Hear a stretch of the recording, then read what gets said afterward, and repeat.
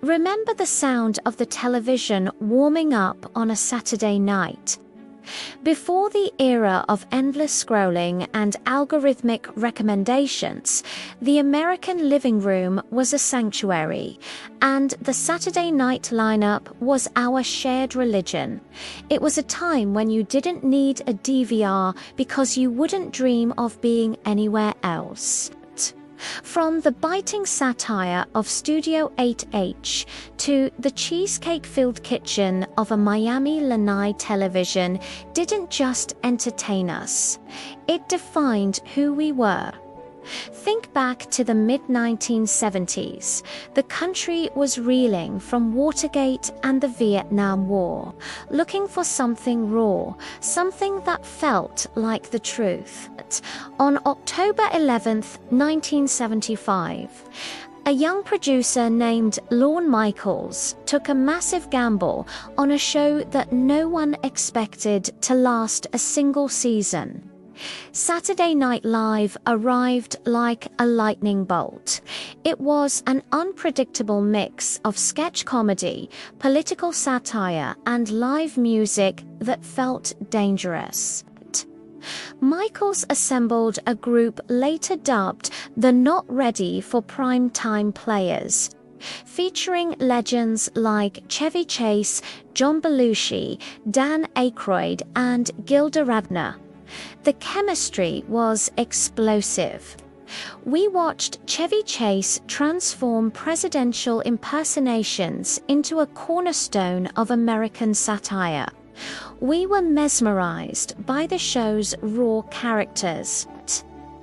The show didn't just mock pop culture, it became pop culture. It was a living, breathing time capsule that caught our absurdities and our humanity in real time.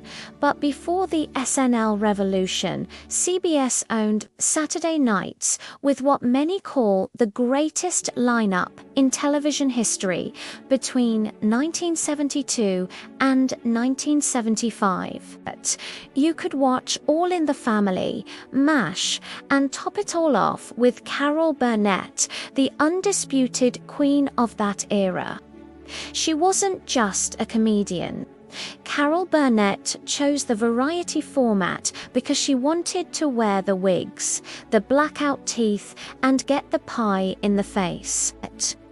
We remember the unforgettable Went with the Wind sketch, where she wore a dress made from curtains, complete with the rod.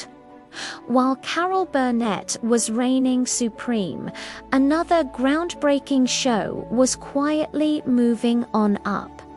The Jeffersons premiered in 1975, giving us George and Louise. George's success with his dry cleaning chain allowed them to move to Manhattan. It was the longest-running spin-off, lasting 11 seasons.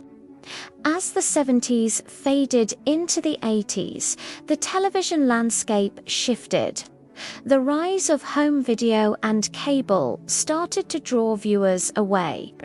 In 1985, NBC premiered a show about 4 single women over the age of 50 sharing a house in Miami.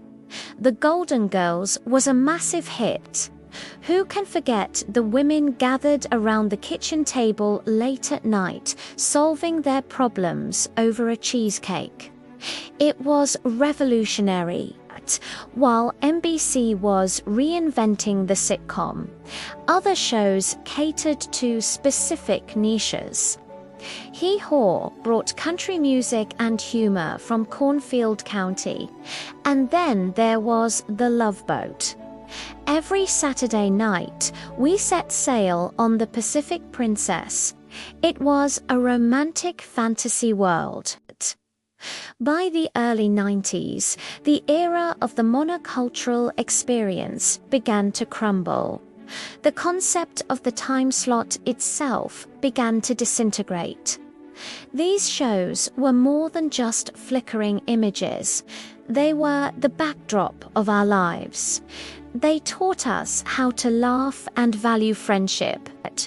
So the next time you hear that SNL theme or the chords of "Thank you for being a friend," cherish that feeling.